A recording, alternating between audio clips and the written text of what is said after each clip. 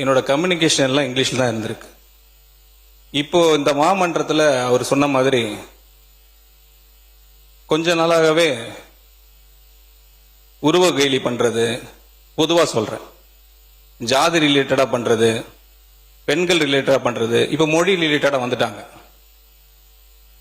செயல் செயல் மட்டும் சொல்லிட்டு இருக்காரு. எங்க தலைவர் இருக்காங்க. எனக்கு ஒரு மொழி என்னோட கிறிஸ்டியானிட்டி கத்துக் கொடுத்திருக்கு. அன்பு மொழி, அமைதி மொழி, இரக்கத்தின் மொழி. இது பாதி பேருக்கு எவ்வளவு தமிழ் படிச்சாலும் தெரியாது. அதாவதுங்க, இப்ப நீங்க பார்த்த காட்சி என்பது திமுக உதயசூரியன் சின்னத்தில் நின்று வெற்றி பெற்ற கடையநல்லூர் எம்எல்ஏ மதிமுக எம்எல்ஏ ராஜேந்திரன் அவங்க பேசும் பொழுது தமிழக வெற்றி கழகத்தை சார்ந்த நிதி அமைச்சர் மரிய வில்சன் தொடர்ச்சியாக தமிழை சரியா உச்சரிக்க மாட்டேன்றாரு. தமிழ் பேச வரல அவருக்கு. அதனால அடுத்த முறை நீங்க தமிழ் நல்லா கத்துக்கிட்டு பேசுங்க. அதே மாதிரி சபாநாயகர் அதுக்கு உதவி பண்ணணும் அப்படின்னு ஒரு வார்த்தையை சொல்றாங்க. அதற்கு நிதியமைச்சர் மரிய வில்சன் என்ன பதில் சொல்லியிருப்பாரு? நீங்களா இருந்தா நானா இருந்தா என்ன சொல்லியிருப்போம்? ஆமாங்க, சரியா வரல, ஆங்கிலத்திலே நான் பழகிட்டேன், கொஞ்சம் நாள் கொடுங்க, கொஞ்சம் அவகாசம் கொடுங்க, நான் பேச முயற்சி பண்றேன், பிழை இல்லாமல் நான் பேச முயற்சி பண்றேன், அவ்வளவுதாங்க. இந்த பிரச்சனை அப்படியே முடிஞ்சிருக்கும். ஆனால் மரிய வில்சன் நிதியமைச்சர் அவர் ரவுடி என்பதை நேற்று சட்டமன்றத்தில் ப்ரூவ் பண்ணியிருக்கிறாரு, நிரூபிச்சு காமிச்சிருக்கிறாரு. என்ன சொல்றாரு அப்படின்னா, என்னுடைய ஸ்டைல் இதுதான், நான் கல்வித்துறையில் 25 வருட காலம் இருந்திருக்கேன், என்னுடைய ஸ்டைல் இதுதான், நான் இப்படி தான் பேசுவேன், நீங்க அக்செப்ட் பண்ணணும்னா பண்ணிக்கோங்க, இல்லைன்னா போங்க. உருவகிரியிலேருந்து இப்போ நீங்க மொழி வரைக்கும் கேலி பண்ணிட்டு இருக்கீங்க, என்ன கிண்டல் உங்களுக்கு அப்படின்னு எதிர்றாரு. எனக்கு கிறிஸ்துவம் அன்பு மொழி, அமைதி மொழி, இரக்கத்தின் மொழி, இந்த 3 மொழிகளையும் சொல்லிக் கொடுத்துருக்குது. நீங்க எவ்வளவு தமிழ் புத்தகங்களை வாசித்தாலும் இந்த மொழிகளை உங்களால் கற்றுக்கொள்ள முடியாது அப்படின்னு சொல்றாரு. உப்பு போட்டு திங்கக்கூடிய பச்சை தமிழர்கள் அந்த சட்டமன்றத்தில் இருந்திருந்தாங்க அப்படின்னா மைக்க தூக்கி அடிச்சுக்கணும். அவரை விட்டுருக்கவே கூடாது. நானும் அதை அடிச்சிருப்பேன் நிச்சயமா. சட்டமன்றத்தில் நான் ஒரு எம்எல்ஏவா இருந்திருந்தேன் அப்படின்னா அவரை கண்டிப்பா நான் அடிச்சிருப்பேன். அவருக்கு எவ்வளவு கொழுப்பு இருந்தா மக்கள் வரி பணத்துல சம்பளத்தை வாங்கிக்கிட்டு தமிழ் மாநிலத்துல, தமிழக சட்டமன்றத்துல, தமிழர்கள் கூடிக்கக்கூடிய அவையில நீங்க தமிழ் தெரியாது, நான் இப்படிதான் பேசுவேன், என் ஸ்டைல் அப்படின்றீங்க. தமிழ் மொழி கத்துக் கொடுக்காததை கிறிஸ்துவம் கத்துக் கொடுத்துருச்சான். மதம் என்பது வேறு, மொழி என்பது வேறு. உங்களுக்கு அறிவு இருந்தா நீங்க அப்படி பேசுவீங்களா? கிறிஸ்துவம் என்பது மதம், தமிழ் என்பது மொழி. இந்த ரெண்டுத்துக்கும் வித்தியாசம் தெரியாத தற்கூரி நீங்க எங்க தமிழ் மொழிய அன்பு இல்லை, அமைதி இல்லை, இரக்கம் இல்லைன்றீங்க. உங்க கிறிஸ்துவம் என்ன சொல்லி கொடுத்துச்சு? அமைதி மொழி, அன்பு மொழி, இரக்க மொழியெல்லாம் உங்க அந்த ஆக்ஷன்ல நாங்க பார்த்தோம். உங்க தம்பி பொண்டாட்டியும் கொலை வெறி தாக்குதல் நடத்துனீங்கல்ல, அந்த ஆக்ஷன்ல எங்களுக்கு நல்லா தெளிவா புரிஞ்சுது நீங்க எப்படிப்பட்ட அன்பு மொழி, அமைதி மொழி, இரக்கத்தின் மொழியை கிறிஸ்துவம் மூலம் கத்துக்கிட்டு இருக்கீங்கன்றது புரிஞ்சுது. அதாவதுங்க, இதற்கு முன்னாடி திமுக ஃபினான்ஸ் மினிஸ்டர் பிடிஆர் பழனிவேல் தியாகராஜன் உண்மையிலே அவர் ஆங்கிலத்தில் விளையாடக்கூடிய ஒரு ஆள் தான். தமிழ் கஷ்டம்தான் இருந்தாலும் கூட இப்படி பதில் கொடுக்க மாட்டார். ஏன்னா அவர் பச்சை தமிழர். ஆனால் ரவுடி சமய தொழிலாக வச்சிருக்கக்கூடிய இந்த மரிய வில்சனை கொண்டு நிதியமைச்சர் உட்கார வச்சா, நம்ம ஊரில் ஒரு பழமொழி சொல்லுவாங்கல்ல, எதையோ குளிப்பாட்டி நடுவீட்டில் வச்சா அது மறுபடியும் ரோட்டுக்கு தான் போகுமா. அந்த மாதிரி பிளாக்ல டிக்கெட் விற்றவங்க, கட் அவுட் வச்சவங்க, பாலாபிஷேகம் பண்ணவங்க, கள்ள லாட்டரி சேல் பண்ணவங்க, கூட்டு பாலியல் பலாத்காரம் பண்ணவங்க, கஞ்சா கடத்தினவங்க, இந்த மாதிரியான ஆட்களெல்லாம் கொண்டு சட்டமன்றத்தில் உட்கார வச்சா அவங்க அப்படி தானே பேசுவாங்க. அதாவதுங்க, இதுக்கு முன்னாடி வரைக்கும் நாம் ஹிந்தி தெரியாது போடான்னு டிஷர்ட்டில் போட்டுட்டு தெரிஞ்சுட்டு இருந்தோம். இப்போ நிலைமை என்னன்னு கேட்டிங்கன்னா, தமிழக வெற்றி கழகம் கட்சியில் இருக்கக்கூடியவங்க தமிழ் தெரியாது போடா அப்படின்னு டிஷர்ட்டில் பிரிண்ட் பண்ணி போட்டுருவாங்க நான் நினைக்கிறேன். ஏன்னா யாருக்குமே அங்கே தமிழ் உச்சரிக்க வரல. மனதார அப்படின்ற வார்த்தை தெரியல. மன்மத நன்றிகளை தெரிவித்துக் கொள்கிறேன் அப்படின்னு கனிமொழி சந்தோஷ் அப்படின்ற ஒரு சட்டமன்ற உறுப்பினர் சட்டமன்றத்தில் பேசுறாங்க. மனதார நன்றிகளை தெரிவித்துக் கொள்கிறேன், இது வரல வாயில. அதாவதுங்க, தமிழக நிதி அமைச்சர் தமிழகத்தில் இருக்கக்கூடிய 8 கோடி மக்களுக்கும் அவர் தான் நிதி அமைச்சர். இங்க 8 கோடி மக்களும் நுனி நாட்கள் ஆங்கிலம் பேசக்கூடியவங்க இல்லை.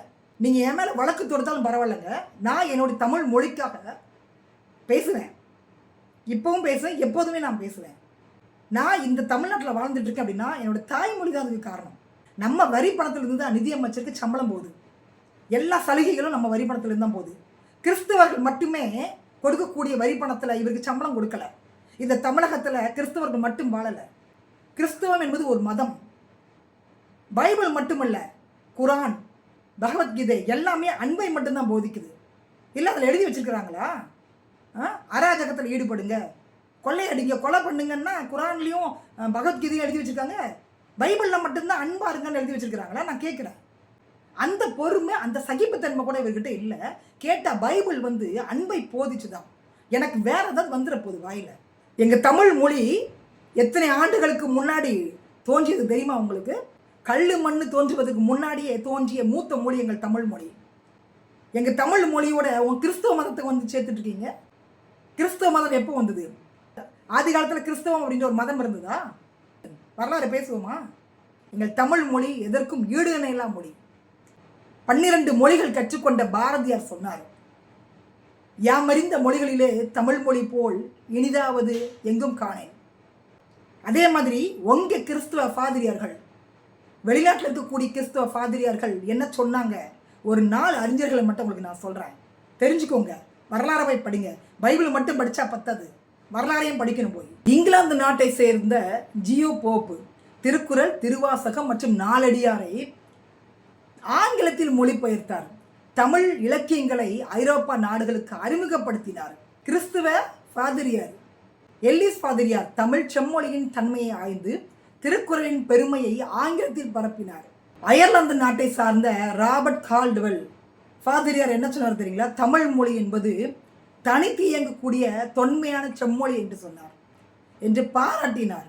இப்படி பல உதாரணங்கள் மரிய வில்சன் நிதியமைச்சருக்காக நான் கொடுக்க முடியும். கிறிஸ்துவ பாதிரியார்கள் தமிழ் மொழியை எந்த அளவுக்கு பரப்பியிருக்கிறார்கள். உலக பொதுமறையாம் திருக்குறளை ஆங்கிலத்தில் மொழிபெயர்த்து வெளிநாடுகளுக்கு அறிமுகப்படுத்தினது வெளிநாட்டில் இருக்கக்கூடிய பாதிரியார்கள், கிறிஸ்தவ பாதிரியார்கள். ஆனால் நிதியமைச்சர் பேசுகிறார், தமிழ் மொழியை விட கிறிஸ்துவ மதம் தான் உயர்ந்தது அப்படின்ற ரீதியில் சட்டமன்றத்தில் பேசிட்டு இருக்கிறார். சங்கம் வைத்து தமிழ் வளர்த்த இந்த தமிழ் மாநிலத்தில் செம்மொழி மாநாடு நடத்தி தமிழுக்கு பெருமை சேர்த்த திராவிட முன்னேற்றக் கழகம் கட்சி இருக்கக்கூடிய சட்டமன்ற உறுப்பினர் ஏவா வேலு என்ன பேசுகிறாங்க அப்படின்னா, எங்கள் அண்ணன் மருமகன் தான், அவர் அப்பத்துலேருந்து இப்படி தான் பேசுவார், சரி விட்டுடுங்க பரவாயில்ல, ராஜேந்திரன் அந்த பார்வையில் சொல்லலை, இவரும் இந்த பார்வையில் சொல்லலை அப்படின்னு காம்ப்ரமைஸ் பண்ணுறாங்க. நீங்கள் தமிழ் மொழியை விட்டு கொடுக்கலாமா அந்த இடத்துல? உங்கள் கட்சிக்காக, உங்களுடைய கொள்கைக்காக, உங்கள் தலைவருக்காக இன்னைக்கு வரைக்கும் தமிழ் தமிழ் தமிழ் பேசியிருக்கக்கூடிய திராவிட முன்னேற்றக் கழகம் கட்சிக்காக நீங்கள் அந்த இடத்துல என்ன பேசுறீங்களோ? நிதி அமைச்சருக்கு கொஞ்சம் கால அவகாசம் கொடுங்க, அவர் கற்றுப்பாருங்க, சொல்ல வேண்டியதானங்க. ஏன் சொல்லலை? முன்னாள் அமைச்சர் ஈவா வேலு ஏன் அதை பேசவே இல்லை? நான் வருத்தம் தெரிவிக்கிறேங்க, உண்மையில வருத்தம் தெரிவிக்கிறேன். தமிழகத்தில் உங்களை வாழ வைத்தது தமிழ் மொழி, மறந்துடாதீங்க. வந்தாரை வாழ வைக்கக்கூடிய பூமி எங்களுடைய தமிழ் பூமி, தமிழ்நாடு. அதில் என்ன கொடுமைன்னு கேட்டிங்கன்னா, நிதியமைச்சர் பேசுவதற்கு முன்னாடி தான் எல்லா பொது நிகழ்ச்சிகள்லையும் தமிழ் தாய் வாழ்த்து முதல்ல பாடப்படணும் அப்படின்னு தமிழ் மொழியினுடைய உயிர், தமிழ் மொழியினுடைய மானம், கெத்து, பவர் அப்படி இப்படின்னு பேப்பரை வச்சு தீர்மானத்தை நிறைவேற்றினாங்க. கொஞ்ச நேரம் கழிச்சு நிதியமைச்சர் சொல்கிறாரு, எனக்கு தமிழ் தெரியாதுன்றாரு, கற்றுக்க மாட்டேன்னு அடம் பிடிக்கிறாரு. எனக்கு உருட்டுக்கட்டை மட்டும்தாங்க தெரியும், தமிழ்லாம் தெரியாதுங்க. உருட்டுக்கட்டை கையில் எடுத்து தம்பி பொண்டாட்டி மண்டையை பொழக்கன்னா சொல்லுங்கள், பொழந்துடுறேன். ஆனால் தமிழ் படிக்கணும்லாம் சொல்லாதீங்க. எனக்கு கிறிஸ்துவ அதெல்லாம் சொல்லித்தரல. மரமண்டைக்கு மொழி வேறு மதம் வேறுன்னு கூட தெரியலை. எப்பேற்பட்ட தமிழ் அறிஞர்களை கொண்ட சட்டமன்றம் அது தெரியுமா? சட்டமன்றத்தோட வரலாறு தெரியுமா? நேற்று நடந்த இந்த சம்பவத்தில் கொஞ்ச நேரம் சபாநாயகர் சமாதானப்படுத்தாமல் விட்டுருந்தார் அப்படின்னா நிதியமைச்சர் மரிய வில்சன் மைக்கை பிடிங்கிட்டு ராஜேந்திரன் எம்எல்ஏவை அடிச்சிருப்பாரு, கண்டிப்பாக அடிச்சிருப்பாரு. நேற்று ஒரு கொலை விழுந்தா கூட ஆச்சரியப்படுவதற்கு இல்லை. அவருக்கு அந்த அளவுக்கு டென்ஷன் ஆகுதுங்க, அந்த அளவுக்கு கோபம் வருது. அவ்வளோ பிபி ஏங்க வருது எனக்கு புரியல. அப்படி என்னங்க அவர் சொல்லிட்டாரு? 9,000க்கும் 9,000க்கும் உள்ள வித்தியாசமே இந்த மரிய வில்சனுக்கு தெரியாது. கேட்டால் நிதியமைச்சர் அவர் தமிழில் சொல்லுங்களேன், அவருக்கு தெரியாதுங்க, வராதுங்க. 4,950 ரூபா அப்படின்னு சொல்லுவார். ஏன்னா தமிழ் தெரியாது. அவர்லாம் வந்து பிரிட்டிஷ்காரன். அவர் பிறந்து வளர்ந்தது எல்லாமே வந்து ஆங்கிலத்திலேயே, கிறிஸ்தவ மதத்திலேயே. அதாவதுங்க தமிழகத்தை பொறுத்த வரைக்கும் 8 கோடி மக்கள் வாழ்ந்துட்டு இருக்கோம். பல்வேறு சமூகத்தை சார்ந்தவங்க இருக்காங்க, பல்வேறு மதத்தை சார்ந்தவங்க இருக்காங்க. கிறிஸ்தவ மதத்தை சார்ந்தவங்க மட்டுமே இங்கே இல்லை. இந்து மதத்தில் உள்ளவங்க இருக்கிறாங்க, இஸ்லாம் இருக்கிறாங்க, சமணம் இருக்குது, பௌத்தம் இருக்குது. இந்த மாதிரி பல்வேறு மதங்களை கொண்ட மக்கள் இங்கே இருக்காங்க. பல்வேறு மொழிகள் பேசக்கூடிய மக்கள் இருக்காங்க. இப்படி 8 கோடி தமிழர்களும் கட்டக்கூடிய அந்த வரி பணத்தில் தான் டிவிக்கு கட்சிக்கக்கூடிய சட்டமன்ற உறுப்பினர்கள், அமைச்சர்கள், ஏன் முதலமைச்சர் வரைக்கும் சம்பளம் கொடுக்கப்படுகிறது. உங்களுக்கான அனைத்து சலுகைகளும் நாங்கள் தான் கொடுத்துட்ருக்கோம். எங்கள் வரி பணத்தில், எங்கள் வரி பணத்தில் சம்பளத்தை வாங்கிக்கிட்டு எங்கள் மாநிலத்தில், எங்கள் தமிழக சட்டமன்றத்தில் தமிழக மக்களுடைய பிரச்சனை பேசக்கூடிய அந்த இடத்துல நிதி அமைச்சராக இருந்து கொண்டு தமிழெல்லாம் பேச தெரியாது எனக்கு. நான் வந்து பிரிட்டிஷ்காரன், நான் ஆங்கிலோ இந்தியன், நான் வந்து ஆங்கிலத்தில் தான் புடுங்குவேன் அப்படின்னு பேசுறதுக்கு உங்களுக்கு வெக்கமா இல்லையா நான் கேட்குறேன். வெக்கமா இல்லையா உங்களுக்கு? உப்பு போட்டு தூக்கக்கூடிய தமிழர்கள் இருந்தீங்க அப்படின்னா இவரை பதவியை விட்டு தூக்குற வரைக்கும் போராட்டம் பண்ணணும். தமிழ் மொழியை இழிவுபடுத்திய மரிய வில்சன் பதவி விலகணும். நீங்களாம் எதுக்கு தமிழகத்தில் இருக்கீங்க? உங்கள் மதம் கொண்ட நாடு எது? அந்த நாட்டுக்கு போங்க. மும்மொழி கொள்கையை நம்ம எதிர்க்கிறோம். இருமொழி கொள்கையிலேயே எனக்கு ஆங்கிலம் மட்டும் தான் தெரியுன்றாரு, தமிழ் தெரியாதுன்றாரு. உருட்டுக்கிட்ட எடுக்க சொல்கிறீங்கன்னா நான் எடுக்கிறேன், அருவாவை தூக்க சொன்னால் நான் தூக்குவேன், யார் மண்டையாவது புழக்கன்னா புழக்கிறேன். ஆனால் தமிழ் மொழி எனக்கு வராது. பட்ஜெட் வாசிக்கிறாருங்க, கேட்க முடியல, காது கொடுத்து கேட்க முடியல. இன்னைக்கு குழந்தைங்களிருந்து வயதானவர்கள் வரைக்குமே சட்டமன்றத்தை கவனிக்கிறாங்க. எல்லோருக்கும் ஆங்கிலம் தெரியுமா? இன்னைக்கு உங்கள் இஷ்டத்துக்கெல்லாம் அவங்கள அமைச்சரை உட்கார வைக்க முடியாது. தமிழ் தாய் வாழ்த்துக்காக தீர்மானம் போட்ட முதலமைச்சர் பார்த்து ரசிச்சுட்டு இருக்கிறாரு. சபாநாயகர் தட்டி கேட்கணுமா வேண்டாமா? இதை விட கொடுமை என்னன்னு கேட்டிங்கன்னா, மரிய வில்சன் பேசும் பொழுது பைபிளில் வந்து எங்களுக்கு அமைதி, அன்பு, இரக்கத்தை கற்றுக் கொடுத்துருக்குது, தமிழ் மொழியால் அதெல்லாம் கொடுக்க முடியாது அப்படின்னு சொல்கிறப்ப டிவிக்கு கட்சிக்கக்கூடிய சட்டமன்ற உறுப்பினர்கள், அமைச்சர்கள்லாம் கை தட்டுறாங்க. எவ்வளோ கேவலமான விஷயம் நினச்சி பாருங்க, எவ்வளோ கேவலமான விஷயம் நினச்சி பாருங்க. நான் கேட்குறேன், டிவிக்கு கட்சிக்கக்கூடிய சட்டமன்ற உறுப்பினர்கள், அமைச்சர்களை பார்த்து கேட்குறேன், நீங்களாம் உப்பு போட்டு சோறு திங்கிறீங்களா இல்லையா? உங்களுக்குலாம் மானச்சூடு சோறு இருக்குதா இல்லையா? அதில் ஒருத்தர் கூட தமிழர் இல்லை. குத்தலை உங்களுக்கு?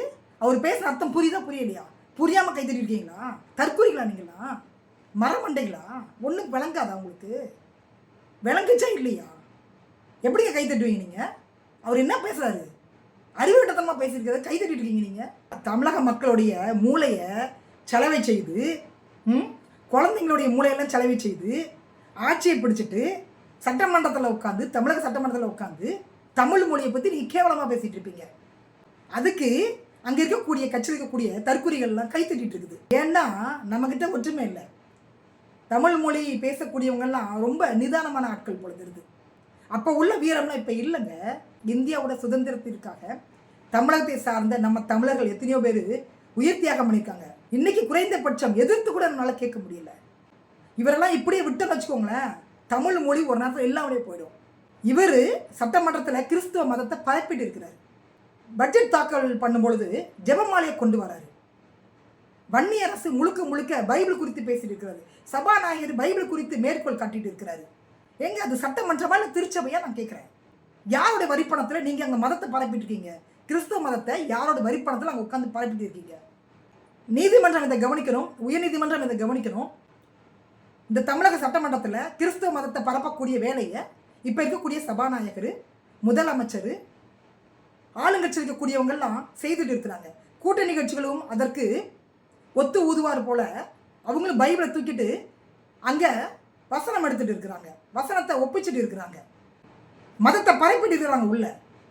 உயர்நீதிமன்றம் இதை வந்து கவனிக்கணும், தாமாக முன் வந்து வழக்கு தொடுக்கணும். இது தமிழக சட்டமன்றம். இங்கே மதத்துக்கோ சாதிக்கோ இடமில்லை. மக்கள் பிரச்சனைக்கு மட்டும்தான் அந்த அவையில் இடம் இருக்குது. மானஞ்சூடு சொரணை இருக்கக்கூடிய தமிழர்கள், உப்பு போட்டு சாப்பிடக்கூடிய தமிழர்கள் இவருக்கு எதிரான ஒரு போராட்டத்தை முன்னெடுக்கணும், கண்டனத்தை தெரிவிக்கணும். இவர் பதவி விலகிற வரைக்கும் கண்டனத்தை தெரிவிக்கணும். உலகின் மூத்த மொழி எங்களுடைய தமிழ் மொழி. ஆரம்ப காலகட்டத்தில் கிறிஸ்தவம் அப்படின்ற ஒரு மதம் இருந்ததா? போய் வரலாறு படிங்க. மரிய வில்சன் நிதியமைச்சர் வரலாறு படிங்க. இல்லை அப்படின்னா என்னுடைய முகநூல் ஐடியில் ஒரு வரலாறு போட்டிருக்கேன், கிறிஸ்துவ மதம் சார்ந்த ஒரு வரலாறு போட்டிருக்கேன், எடுத்து படித்து பாருங்கள். வரலாறு தெரியாமல் உட்காந்துக்கிட்டு மதத்துக்கு மொழிக்கு வித்தியாசம் தெரியாமல் தற்கொலை மாதிரி வளரிட்டு இருக்காதீங்க. மறுபடியும் சொல்கிறேங்க, நிதியமைச்சர் மரிய வில்சன் பதவி விலகிற வரைக்கும் தமிழுக்காக நாம் வந்து குரல் கொடுத்துட்டே இருக்கணும். இது நம்மளுடைய உரிமை. யாருக்காகவும் நாம் நம்ம தமிழ் மொழியை விட்டு கொடுக்கக்கூடாது. எல்லா மொழி பேசக்கூடியவங்களும் தமிழகத்தில் வந்து இங்கே வாழ்ந்துட்டு தான் இருக்காங்க. நம்ம யாரையும் எதுவும் சொல்லலை. ஆனால் எங்கள் தமிழ் மொழியை இழிவுபடுத்துனீங்க அப்படின்னா நாங்கள் பார்த்துட்டு சும்மா இருக்கோம்.